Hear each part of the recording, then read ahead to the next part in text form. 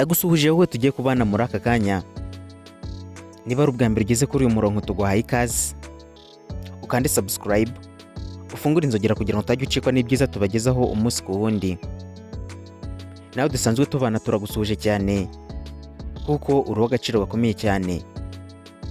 Nk'ibisanzwe rero uyu ni wa mwanya wacu mwiza wahariwe kukugezaho ubusobanuro bw'amazina. Aka kanya rero tugiye gusubiza umwe mu bakunzi bacu batubajije ngo tuzamugezeho ubusobanuro bw'izina Jessica. Muri iyi video turaza kurebera hamwe inkomoko y'iri zina, turebe ibiriranga, ubusobanuro bwaryo, ibyo Jessica akunda, ibyo yanga, intege nke ze, ndetse ntitwagenda tutababwiye mu rukundo uko biba byifashe.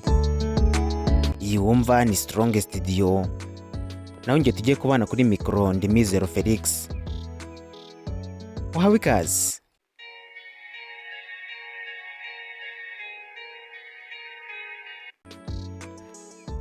Izina Jessica rifite ibisobanuro n'imiterere bikunda kurangwa mu muco rusange. Dore rero ibisobanuro birambuye.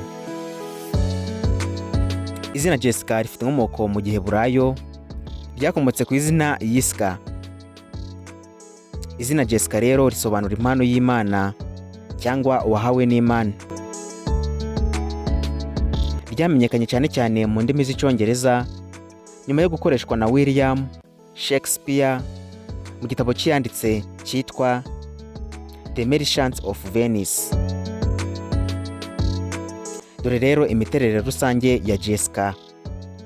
Abantu benshi bitwa ba Jessica bakunda kurangwa no kuba bagira umutima mwiza no kwita ku bandi.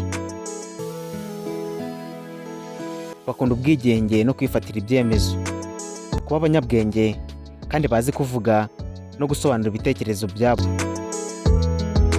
Bakunda ubwiza n'isuku haba mu myambarire no mu buzima busanzwe.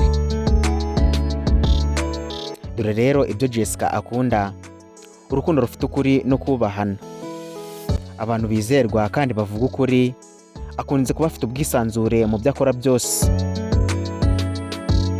Akunda kandi kugirirwa icyizere no gushyigikirwa, ndetse n'ibiganiro byimbitse bifite icyerekezo cyiza. Ngo nubwo rero Jessica hari ibyo akunda, ngo gusa hari ibyo yanga mu buzima bwe.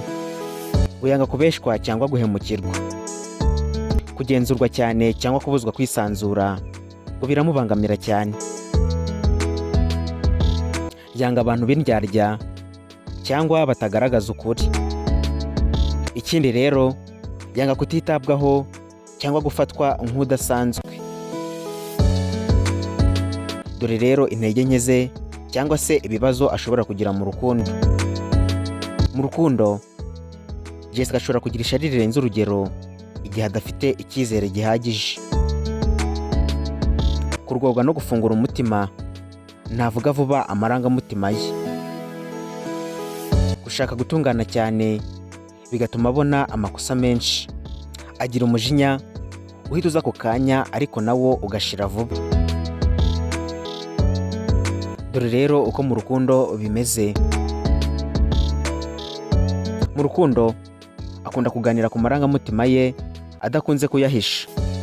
Akunze kwemera ko nta muntu utunganye. Muri make, ntawe unoza byose. Ikindi, akunze kwibuka ko urukundo ari ubufatanye, si uguhangana.